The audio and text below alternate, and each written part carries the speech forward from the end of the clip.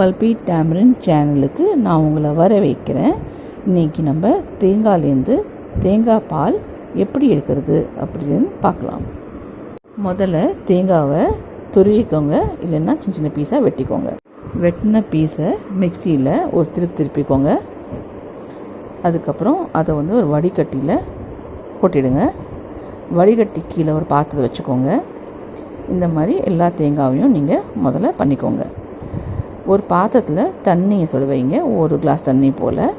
அது மிதமான சூடாக இருந்தால் போதும், ரொம்ப கொதிக்க வேண்டாம், வெதப்பாக இருந்தால் போதும். அந்த மாதிரி தண்ணி எடுத்து வச்சுக்கோங்க. எல்லா தேங்காயையும் இந்த மாதிரி அரைச்சி எடுத்துக்கோங்க. தேங்காய் பால் புளியறதுக்கு அந்த வெத தண்ணி ரொம்ப முக்கியமானது. அதுதான் தேங்காய் பாலை முழுமையாக தேங்காயிலேருந்து எடுத்துகிட்டு வரும். ஸோ நம்ம வெதப்பான தண்ணியை அந்த துருவின தேங்காய் மேலே கொஞ்சம் விட்டுட்டு கையால் பிழிஞ்சு எடுக்க போகிறோம். கையால் பிழிய அந்த தேங்காய் பாலும் அந்த சுடு தண்ணியுமா சேர்ந்து கீழே வடிகட்டிக்கு கீழே தேங்காய் பாலாக வரும். ஸோ இந்த மாதிரி நம்ம பண்ண போகிறோம். அதுக்கப்புறம் எல்லாத்தையும் திருப்பி மிக்சியில் போட்டு கொஞ்சம் வெதப்பான தண்ணி அதுக்குள்ளே ஆட் பண்ணி ஒரு அரைச்சி திருப்பி கொட்டிட்டு திருப்பி பிழிய போகிறோம். அரைச்சி அதை வடிகட்டியில் போடுறோம்.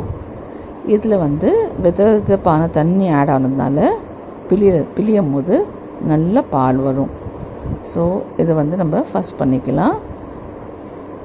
ஃபஸ்ட் இது இந்த மாதிரி எடுக்கிறது ஃபஸ்ட் மில்க்கும்போம், இல்லை முதல் பாலும்போம். ஸோ இது கொஞ்சம் திக்காக இருக்கும். ஸோ எல்லாத்தையும் நல்லா பிழிஞ்சு நம்ம எடுத்ததுக்கப்புறம் திருப்பி நம்ம இதை வெந்நீர் தண்ணி விட்டு ஒரு திருப்பிட்டு திரும்பி பிழிய போகிறோம். ஸோ அது செகண்ட் மில்க், இல்லை ரெண்டாம் பால். ஸோ இந்த மாதிரி நம்ம 3 டைப்பாக திருப்பி பண்ணிட்டு எடுத்தோன்னா அந்த திருவின தேங்காயில் எல்லா பாலும் வந்துடும். திருவின தேங்காயில் ஒன்றுமே இருக்காது. ஸோ அதை நம்ம தூக்கி குப்பையில் போட்டுடலாம். இல்லைன்னா நீங்கள் செடி வளர்க்குறதா இருந்தீங்கன்னா அதுக்கு எருவாக போட்டுடலாம். ஸோ இந்த மாதிரி பால் வர வரைக்கும் அந்த தேங்காய் துருவலை நம்ம பிழிஞ்சிட்டே இருக்கணும். தேங்காய் வாங்கும் போது நல்ல தேங்காவாக பார்த்து வாங்குங்க. ரொம்ப இலசாக இருந்தாலும் தேங்காய் பால் வராது, ரொம்ப முத்திருச்சுனா கூட தேங்காய் பால் வராது. தேங்காய் நல்லா ஆட்டி பார்த்து வாங்குங்க. நல்லா தண்ணி இருந்துச்சுன்னா அது நல்ல தேங்காய். அதோட ஓடு ப்ரௌனாக இருக்கணும், கருப்பாக இருக்கக்கூடாது, அதே மாதிரி வெள்ளையாகவும் இருக்கக்கூடாது. ஸோ இந்த மாதிரி நீங்கள் தேங்காய் பார்த்து வாங்கினீங்கன்னா அது நிச்சயமாக ஸ்வீட்டாக இருக்கும். நல்லா உள்ளே அதோட திக்னஸ் நிறையா இருக்கும், நல்லா பால் வரும். ஸோ இந்த மாதிரி நீங்கள் தேங்காய் பால் எடுத்துக்கலாம்.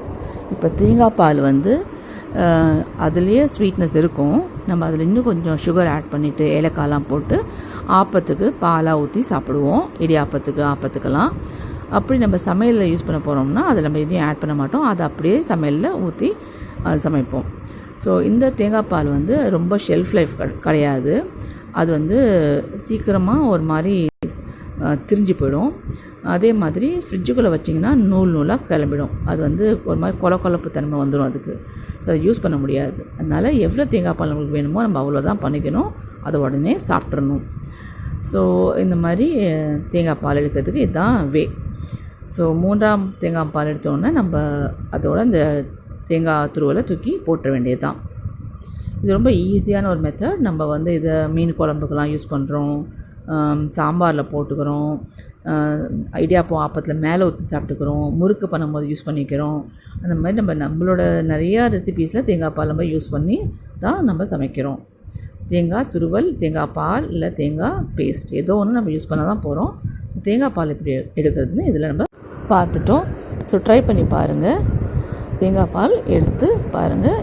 யாருக்கெல்லாம் தேங்காய் பால் எடுக்க தெரியாதோ, மோஸ்ட்லி எல்லாருக்கும் தேங்காய் பால் எப்படி இருக்குன்னு தெரியும். பல்பி டேமரிண்ட் சேனலை இது வரைக்கும் பார்த்ததுக்கு ரொம்ப நன்றி. இது யாருக்கு தெரியாதோ அவங்களுக்காக, தேங்காய் பால் எப்படி இருக்குதுன்னு தெரியாதவங்களுக்காக,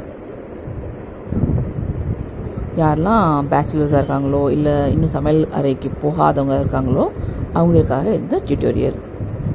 ஸோ மற்றவங்களுக்கெல்லாம் இது கிடையாது, ஏன்னா எல்லா இல்லத்தரசிங்களுக்கும் இது தெரியும்.